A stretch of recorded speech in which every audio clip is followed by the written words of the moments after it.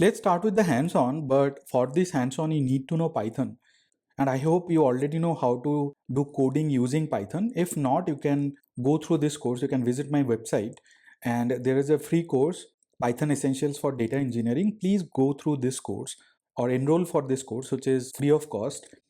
The reason I'm telling you, because you need to know Python as a data engineer. If you want to work as a data engineer, in most of the cases, you'll be using Python. Even with Spark, the most famous or majority of the organizations use PySpark rather than Scala. If you do not know Python, as I said, please visit my website and enroll for this course. Now let us go ahead and do some hands-on. And for the first hands-on, I'll be sending real-time streaming data to Eventstream from some source, and then we'll put it in the destination. I have already talked about various sources like different database CDC. It can be Postgres, it can be SQL Server, it can be Cosmos DB, MongoDB, etc. That is the database level CDC changes. We can also use custom application. And in most of the cases, if you are using real-time application, if your organization is handling some real-time workload, it would be a real-time application. In the first hands-on, I'll not be using any schema. I'll not be using the event schema set or event schema registry. And if we create an event stream without a schema, then the only supported destinations are Lakehouse and custom application. If you are using schema, then you'll have to use event house or custom application. If you do not provide any schema, you cannot use event house. And if you use schema, then you cannot use Lakehouse. So that's what the demarcation is. So that's why I'll be showing you the hands-on without schema first. And once I discuss event house, then we'll talk about ingesting real-time event data or real-time streaming data using schema. This is how our application would be, or this is how our flow would be. There will be a custom application which will stream the data or send the streaming data to Eventstream. And if we want, we can do some data processing also, and then we can put it in the Lakehouse. Now, when I say custom application, as I said, it can be real-time application, IoT sensors, etc. And it can be a code in your laptop also. You can have an application written in your laptop, and then you can send streaming data to the custom application, and you can send the streaming data to Eventstream. For Eventstream, the Python application that we write on the laptop would be a custom application. Similarly, if you have another application, let's say in Java or any other programming language that you are hosting using Azure VM or Azure Kubernetes service, etc., that application would also be considered as custom application for Eventstream. And same is the case with real-time application or IoT devices or smart devices, etc. All of them would be sending data to Eventstream, but via the custom application endpoint. Now, it's not that there is an additional hop that the data that we send from any of these applications, it will first reach to custom application and then to Eventstream. That is not the case. The moment we add custom application as a source, we are essentially registering the application code, or we are registering the custom application, which can be a code on my laptop or application on Azure VM or Azure Kubernetes service, or it can be real-time applications or IoT devices or smart devices. So we'll be registering these applications to Eventstream using the custom application data source. Nothing else. It's not that the data that we send, it would be landed on custom application first. The data that are sent from here would be sent directly to Eventstream. Now the obvious question is how we can register the application to Eventstream. How Eventstream would know that it has to ingest data from a code, let's say from a Python application which is running on my laptop, or maybe any other application from any other sources. Now, when we register the custom application as a data source and we publish the entire event stream, it provides us a key. And this key is nothing but the authentication key that we use to register the application. Now, whenever we write code, we'll have to embed this key that is provided by Eventstream with the application, and it can be anything. It can be the application on my laptop or on AKS or Azure VM or real-time applications and IoT devices. We have to make sure that the key which is provided by Eventstream is embedded in the code, and then it will register the application, and then only it can send data to Eventstream. So the steps that we have to perform is we have to create an event stream, then I'll have to add a custom endpoint. But while adding custom endpoint, we will not activate the schema association. I'll show you that shortly. Then we'll add a lakehouse destination, and then if needed, we'll add the transformation, and then we'll have to publish the event stream. Once the event stream is published, then only the key would be provided, and we'll be using that key in our application. I'll be writing a Python application on my laptop, and then I'll be sending real-time data to event stream. First, let us go ahead and perform these steps. Let us go ahead and create the event stream, adding the custom endpoint and all the other steps. So I'm using the same workspace. It is in trial license. Remember that you can do this or you can perform the operation using trial license also. So first I'll have to create a lakehouse. Let us go ahead and create the lakehouse. This is going to be the name, and I'll just create the lakehouse. That's it, nothing else. Now, once the lakehouse is created, we have the schema DBO, and I'll keep the schema as is. Will not complicate stuff, will not add any more schema. We'll be using this schema, DBO schema itself, to ingest the data. It is not an anti-pattern that we use DBO schema, but if you want, you can have separate schema altogether. Let's say real-time schema for your real-time data ingestion into Lakehouse. So this is the first task.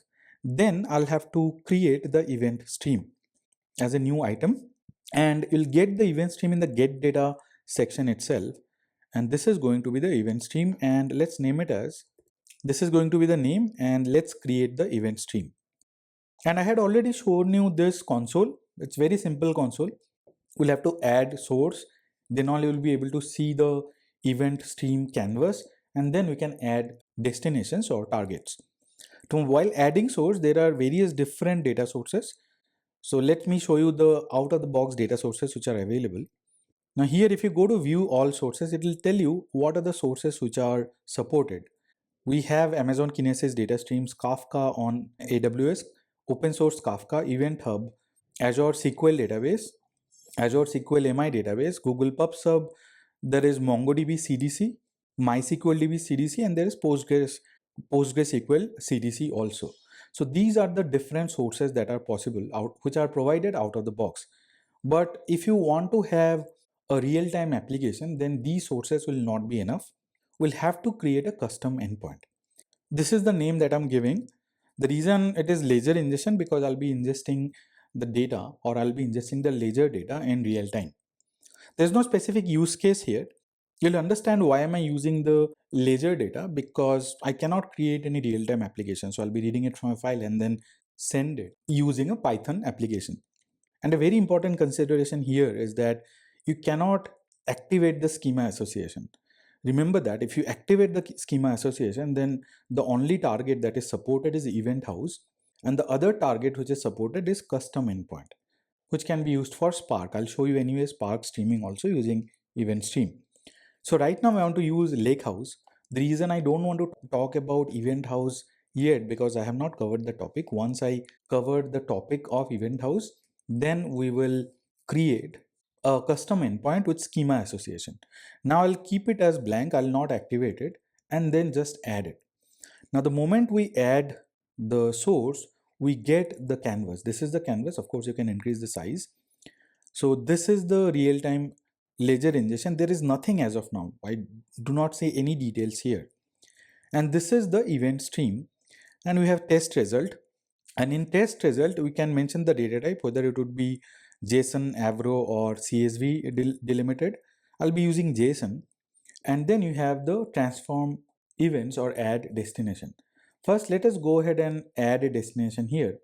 And if you click here, we have either transformations or you have destinations. Now in the destinations, we have activated, we have custom endpoint. We can use this for Spark streaming. Then you have event house and then Lakehouse. I'll be selecting Lakehouse here, and let's name it as real-time transaction Lakehouse target. And the Lakehouse would be the one that I have created. And I'll have to create a delta table. And to create the delta table, I'll have to click on create new. Now here we can select an existing schema or we can create a new schema. I'll be selecting the existing schema. Right now we have only DBO schema, but if I had wanted, I could have created a different schema also. This is going to be the name of the table, and the input data format would be JSON.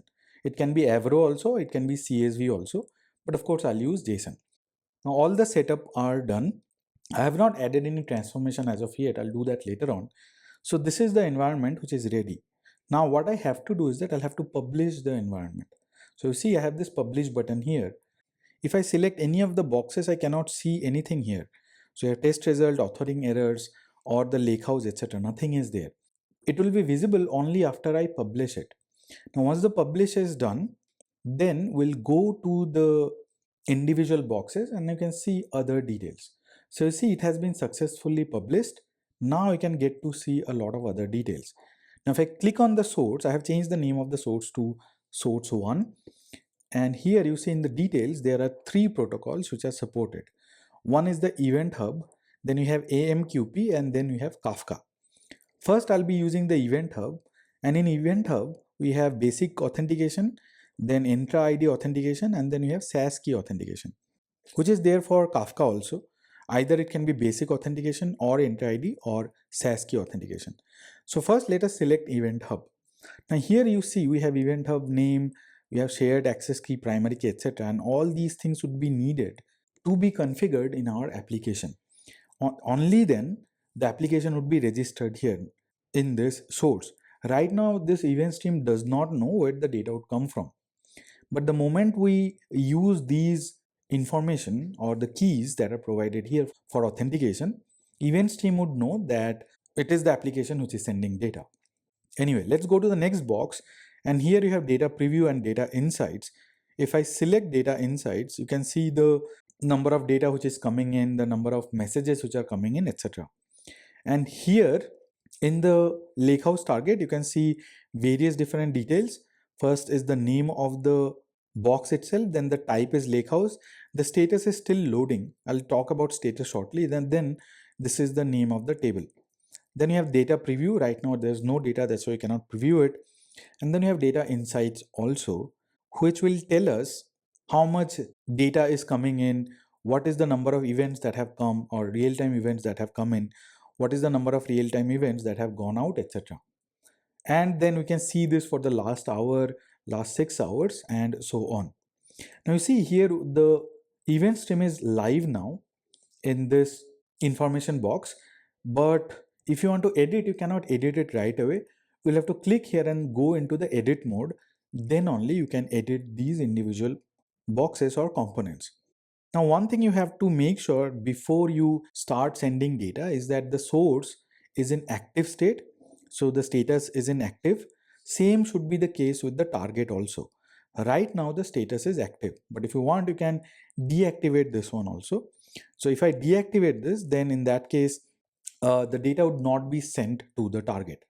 So we're done with the environment preparation. Now, what will you do is that we'll go ahead and do the coding for the custom application. But before that, you need to understand a few things.